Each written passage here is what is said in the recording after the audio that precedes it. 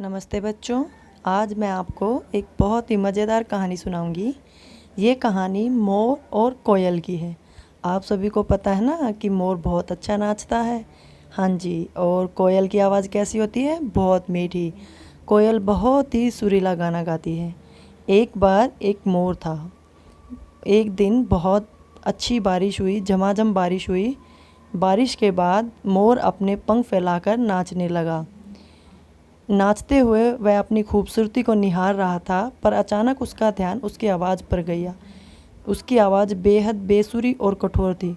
उसे अपनी आवाज़ को सुनकर वह बहुत उदास हो गया और उसकी आंखों में आंसू आ गए। तभी उसे एक कोयल गाती हुई सुनाई दी। कोयल कैसा गाती है? मीठा गाती है। कोयल की मधुर आवाज़ को सुनकर मोर को उसकी कमी एक बार फिर से एहसास हुई।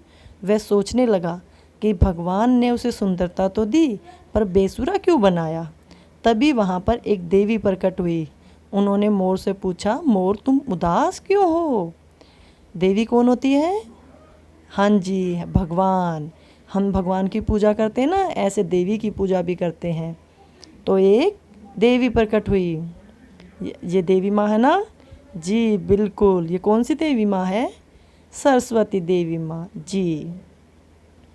मोर ने देवी से अपनी कठोर आवाज़ के बारे में शिकायत की और उनसे पूछा, कोयल की आवाज़ इतनी मीठी है पर मेरी क्यों नहीं, इसलिए मैं दुखी हूँ। तो माता बोली। अब मोर की बात सुनकर देवी ने समझाया, भगवान के द्वारा सभी का हिस्सा निर्धारित है। हर जीव अपने तरीके से खास होता है। भगवान ने उन्हें अलग अलग बनाया है और वो एक निश्चित काम के लिए है। उन्होंने मोर को सुंदरता दी, शेर को ताकत दी और कोयल को मीठी आवाज़ दी। हमें भगवान के दिए इन उपहारों का सम्मान करना चाहिए और जितना हमें भगवान ने दिया है उतने में ही खुश रहना चाहिए। कहानी से हमें क्या शिक्षा मिलती है? कि भगवान ने जैसा हमें बनाया है हमें उसी में खुश रहना चाहिए। खुद को स्वीकार करना चाहिए। खुशी का पहला कदम क्या है? खुद को स्वीकार करना। जो कुछ आपके पास है उसे स्वीकार करें। अगर आप काले हैं तो ये मत सोचिए कि आप काले हैं, बल्कि अपनी सुंदरता पे गर्व कीजिए कि कोई बात नहीं, मुझे काला बनाया तो भगवान ने मुझे कोई और गुण दिया होगा। हमारे पास जो चीज़ नहीं है उसको लेकर दुखी होने के बजाय जो चीज़ हमारे पास है उसको लेकर खुश होइए।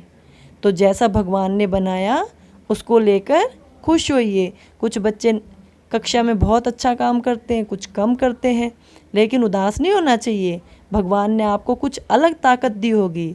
तो हमें इस कहानी से शिक्षा लेनी चाहिए कि भगवान ने जैसा जिसको बनाया है उसको उसी में खुश होना चाहिए और हमें कभी भी किसी कमी को लेकर किसी का मजाक नहीं बनाना चाहिए। जैसे बच्चे करते हैं ना, किसी को चिढ़ाते हैं, परेशान करते हैं कि ये मोटा है, ये पतला है, ये काला है। तो आप लोगों को ऐसा नहीं करना चाहिए। ऐसी ही मज़ेदार कहानियाँ सुनने के लिए मेरे चैनल को देखते रहिए। और अंत में मोर और कोयल में दोस्ती हो गई। तो आज हमने कौन सी कहानी पढ़ी? कोयल और मोर की। कोयल काली थी और मोर बहुत सुंदर नाचता था, लेकिन उन्होंने इस कहानी से क्या शिक्षा ली कि अपनी अपनी खूबी पर नाच करना चाहिए और भगवान ने हर किसी को अलग अलग खूबी दी है। धन्यवाद।